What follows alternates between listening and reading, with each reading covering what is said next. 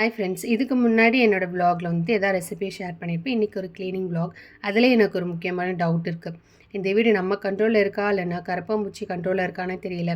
கிச்சனில் இருக்குது, லிவிங் ஏரியாவில் இருக்குது, பூஜை ரூமில் இருக்குது, எல்லா இடத்துலையுமே இருக்குது.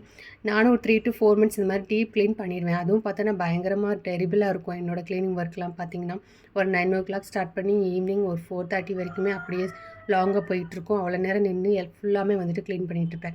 அந்த மாதிரி தான் நேற்று வந்துட்டு க்ளீனிங் ஒர்க் இருந்துச்சு. ஏதாவது ஸ்ட்ராங்கான மெடிசன் உங்களுக்கு தெரியும், அதை நீங்கள் யூஸ் பண்ணி இப்போ பரவாயில்ல, இது வந்துட்டு கண்ட்ரோல் ஆகுது அப்படின்னு நினச்சிங்கன்னா என் கூட ஷேர் பண்ணுங்கள் கமெண்ட்ஸில்.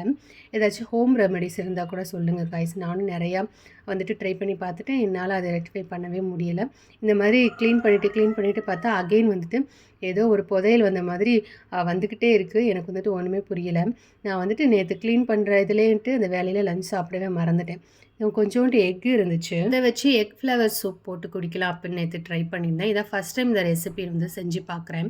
எக் பிடிக்கும், எப்படி குக் பண்ணாலும் நான் சாப்பிடுவேன் அப்படின்னு செய்கிறவங்க கண்டிப்பாக இதை ட்ரை பண்ணி பாருங்கள். முக்கியமாக வந்துட்டு இதை ஹாட்டாக தான் குடிக்கணும், ஆறி போனால் குடிக்க முடியாது. இதில் பார்த்திங்கன்னா கீ, ஆயில், பட்டர் எதுனாலுமே சேர்த்துட்டு இந்த மாதிரி முட்டையை உடச்சி ஊற்றினோன்னா எக் சூப் ரெடி ஆயிரும்.